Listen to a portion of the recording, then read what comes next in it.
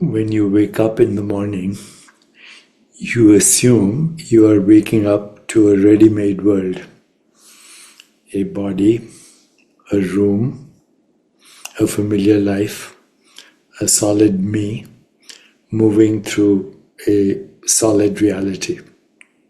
But what if what you call reality is actually a kind of guided dream? A useful shared dream, but a dream nevertheless. So in this video, I want to explore a simple but radical insight. All perception is misperception, in the sense that it hides the deeper truth about who you are and what the world is. And this isn't just philosophy. Seeing through the misperception of everyday reality, or what we call everyday reality, in the sense that it hides the deeper truth about who you are and what the world is, will allow you to expand your capacity, in my humble opinion, for joy, for healing, and for inner freedom. So let's begin to explore this. Right now you're looking at a screen. There are colors, see all these beautiful colors, shapes, movement. All this is perception. What is happening? While you're watching the screen, your mind organizes everything that you're experiencing into a story. I'm watching a video on the Chopra well. I understand what is being said. Maybe I don't. Maybe it's all gobbledygook. Who's this guy? Fake guru, etc., etc. This is perception. Your senses deliver impulses to the brain. The brain uses memory, emotion, and expectation to construct an internal picture of a world out there and me in here. That picture is incredibly intelligent. It lets you cross the street, send a message to someone, hug someone you love, but it is still a picture, a representation, a map, not the territory. The great wisdom traditions call this level perceptual reality, the world as it appears in human experience. Useful, meaningful, but not complete. So where does the misperception come in? It begins the moment we forget that our experience is a construction, and we start treating that construction as absolute truth. We just don't experience a sensation in the body. We experience my pain, my anxiety, my illness. We don't just notice a passing thought. We experience my story, my identity, my problem. It's always my, and mine. We don't just see a changing pattern of light and color. We see this person, that enemy, that friend, that difficult situation, and we solidify it. I think there's a technical word for this. It's called reification, solidifying something that is fluctuating vrittis, fluctuations. So perception is not the issue. The issue is the unquestioned belief. It really is the way I see it. I'm exactly who I think I am. The world is exactly how I've learned to name it. That belief is misperception. And much of our suffering is born there. Well, let's go a little deeper. Advaita Vedanta and other non-dual teachings say something even more extraordinary. They say that the most fundamental misperception is not about particular objects at all. It is about the one who seems to be perceiving them. So for a moment now, shift your attention from what you perceive to the simple fact that you are aware. There are sensations, there are sounds, there are thoughts moving like clouds. All of them appear in one open field of awareness. So ask yourself quietly, where is the separate I that stands outside this field observing it?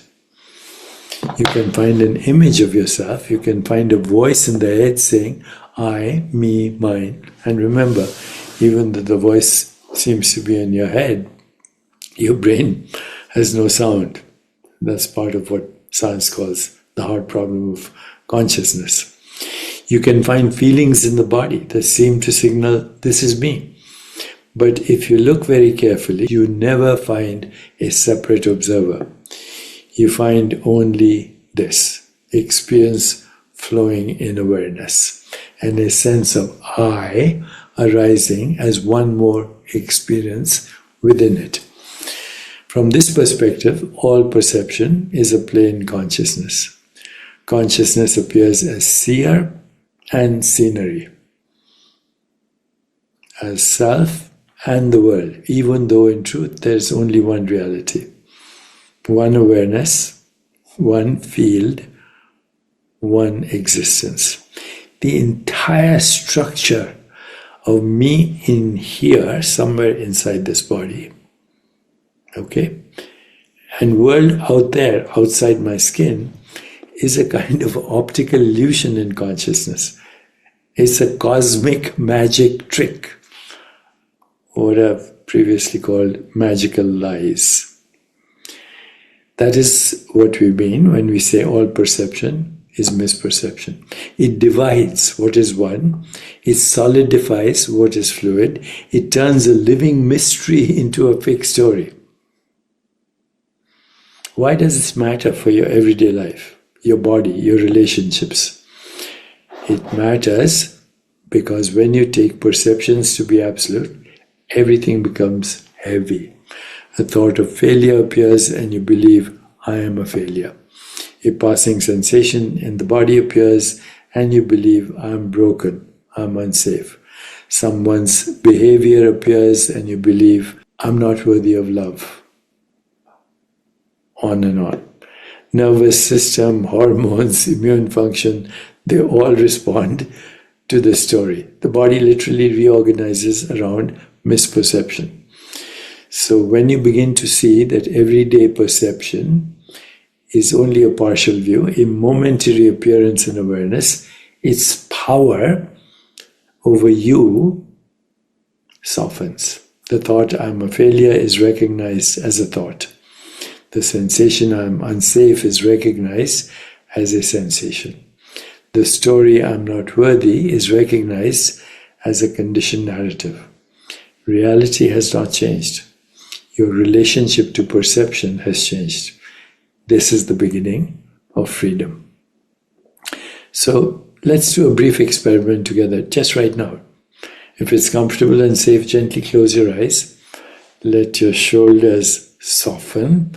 Let your breath find its own rhythm. First, notice sounds, including the sound that you're hearing as Deepak's voice. Oh, that's a construction. So no need to name them. Just notice sound appearing in awareness, vanishing back into silence. Now notice sensations in the body. Perhaps the contact with the chair or the bed, the feeling of clothing on the skin, the subtle movement of the breath. Again, no need to tell a story, just raw sensation appearing and dissolving in awareness. Now notice thoughts. They may be agreeing, disagreeing, analyzing, drifting. Let them come and go like clouds in a vast sky. In this simple noticing, ask quietly, what is constant here? What does not come and go? Sounds come and go, sensations come and go, thoughts, images, emotions come and go. But the space of knowing, the awareness in which they appear, remains. You don't perceive this awareness as an object. You are this awareness. From here, everything that appears, every perception, every thought, every story about me and the world is seen as passing modification in the ocean of consciousness.